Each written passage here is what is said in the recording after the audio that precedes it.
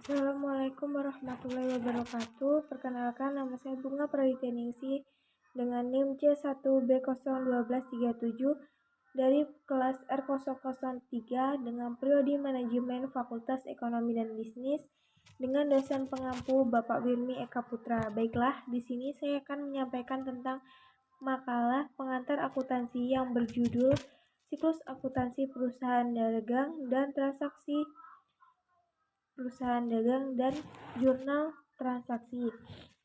Baiklah, materi yang pertama yang saya sampaikan yaitu menjelaskan siklus akuntansi perusahaan dagang. Secara umum, perusahaan dagang merupakan perusahaan yang aktivitas utamanya membeli, menyimpan, dan menjual kembali barang dagang tanpa memberikan nilai tambahan terhadapnya.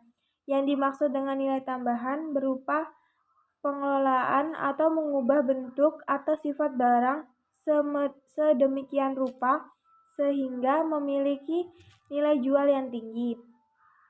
Perusahaan dagang bisa dibedakan dari jenis lain dan melihat dari ciri-ciri khusus yang melekat dalam suatu perusahaan dagang. Ciri-ciri perusahaan dagang sebagai berikut. Yang pertama, pendapatan utamanya berasal dari penjualan barang dagang. Yang kedua, biaya utamanya berasal dari harga pokok barang yang terjual dan biaya usaha lainnya. Yang ketiga, dalam aktivitasnya terhadap akun persediaan barang dagang. Yang selanjutnya, sebagian perantara antara produsen dan konsumen. Yang selanjutnya, antara barang yang dimiliki dan barang yang dijual sama atau tidak ada perubahan. Yang terakhir, tujuan utamanya mencari laba dan cara jual dagang dengan harga lebih tinggi dibandingkan harga belinya. Dari ciri-ciri perusahaan dagang tersebut dapat disimpulkan bahwa kegiatan utama perusahaan dagang adalah jual beli. Penyusunan siklus akuntansi perusahaan dagang. Siklus akuntansi perusahaan dagang adalah proses pembuatan laporan keuangan perusahaan dagang pada suatu periode tertentu. Pada umumnya, siklus akuntansi perusahaan dagang selalu dimulai dari transaksi sampai pada pembuatan laporan keuangan perusahaan dagang yang dilanjutkan dengan adanya saldo yang ditutup dengan jurnal penutup pada sampai jurnal pembalik. Untuk siklus lengkapnya adalah sebagai berikut. Yang pertama, mencatat transaksi jurnal umum. Yang kedua, mencatat di buku besar. Yang ketiga, mencatat neraca saldo dalam belum disesuaikan. Yang keempat, menjurnal penyesuaian. Yang kelima, neraca saldo yang telah disesuaikan. Yang selanjutnya, membuat laporan keuangan. Yang ketujuh, membuat lembar kerja akuntansi. Yang kedelapan, membuat jurnal penutup dalam siklus akuntansi perusahaan dagang. Selanjutnya, yang kesembilan, membuat ringkasan penghasilan dalam siklus akuntansi perusahaan dagang. Yang kesepuluh, neraca saldo setelah tutup buku. Yang kesebelas, membuat jurnal pembalik dalam siklus akuntansi perusahaan dagang. Materi yang selanjutnya saya sampaikan adalah analisis transaksi. Definisi analisis transaksi. Pada pembahasan mengenai debit kredit, kita mengenal sistem pencatatan berpasang atau double entry system. Menurut sistem tersebut, tiap transaksi keuangan dan transaksi ekonomi akan berpengaruh terhadap komponen pada persamaan akuntansi, baik itu komponen aset di sisi debit ataupun komponen uang kewajiban atau modal atau ekuitasnya. Di sisi kredit, proses penganalisis transaksi keuangan berdasarkan persamaan akuntansi tersebut adalah disebut sebagai analisis transaksi. Menambahkan, untuk persamaan akuntansi ekstensi tidak hanya tiga komponen utama yang perlu dianalisis pengaruhnya, melainkan juga akun-akun spesifik pada masing-masing komponen tersebut. Baiklah, contoh analisis transaksi dengan persamaan akuntansi dasar. Berikut ini disajikan 5 contoh analisis transaksi sederhana pada perusahaan Fast Media yang dimiliki Bapak Rudi yang melibatkan dua perubahan baik di satu elemen dan di dua elemen di persamaan akuntansi dasar.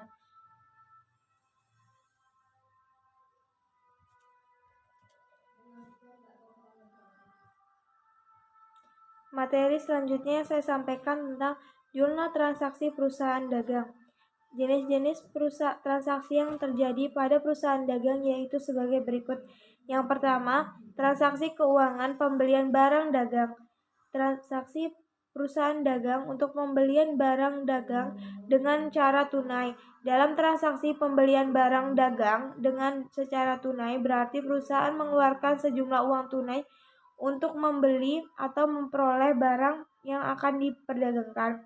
Pembelian barang dengan cara tunai di jurnal dengan mendebitkan pembelian serta mengkreditkan kas. Yang kedua, transaksi pembelian perusahaan dagang untuk pembelian barang dagang dengan cara kredit. Dalam pembelian barang dengan cara kredit, berarti perusahaan beruntung untuk membeli barang dagang yang bakal diperdagangkan. Pembelian barang dagang cara kredit di jurnal dengan mendebitkan pembelian serta mengkreditkan utang dagang. Selanjutnya ada transaksi keuangan penjualan barang dagang. Transaksi perusahaan dagang untuk penjualan barang dengan cara tunai. Dalam penjualan barang dengan cara tunai berarti perusahaan menerima sejumlah uang tunai hasil dari penjualan barang dagang. Penjualan barang dagang dengan cara tunai di jurnal dengan mendebit kas serta mengkredit penjualan. Selanjutnya ada transaksi perusahaan dagang untuk penjualan barang dengan cara kredit.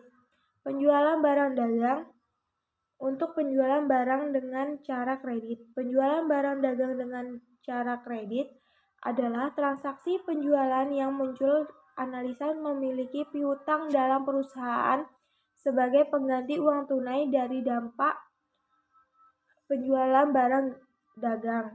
Penjualan barang dagang dengan cara kredit dijurnalkan dengan mendebitkan piutang dagang serta mengkreditkan penjualan. Yang ketiga, ada transaksi keuangan retur penjualan. Transaksi ini adalah yang menjadi sebab faktor khusus, misalnya barang dagang yang telah terjual, tersedia barang dagangan yang keadaannya cacat atau rusak. Transaksi perusahaan dagang apabila barang dagang yang dikembalikan dengan cara tunai saat penjualan barang tersebut dipasarkan dengan cara tunai. Dalam transaksi direturkan penjualan dicatatkan dalam jurnal mendebitkan retur penjualan serta kredit kas.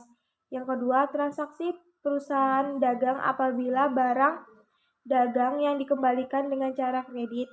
Ketika menjual barang tersebut dibuat dengan cara kredit. Dalam transaksi ini, retur penjualan dicatat dalam jurnal mendebit retur penjualan serta mengkredit piutang dagang. Yang keempat, ada transaksi keuangan retur pembelian barang dagang. Transaksi ini adalah transaksi yang terjadi sebab sebuah faktor yang memiliki khusus. Semisal yang pembelian barang yang dibuat perusahaan terhadap pemasok tersedia berbagi barang yang rusak atau tidak sesuai pesanan. Pembelian barang dagang dilakukan dengan cara tunai.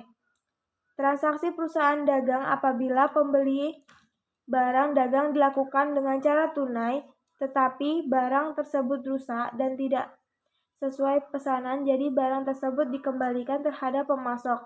Maka, jurnal yang dibangun adalah mendebit kas serta mengkredit retur pembelian. Yang kedua, pembelian barang dagang dilakukan dengan mengkredit. Transaksi perusahaan dagang apabila setelah pembelian barang dengan cara kredit ditemukan barang yang rusak atau tidak sesuai pesanan sehingga barang tersebut dikembalikan terhadap pemasok. Maka jurnal yang ditulis adalah mendebit utang dagang dan mengkredit retur pembelian.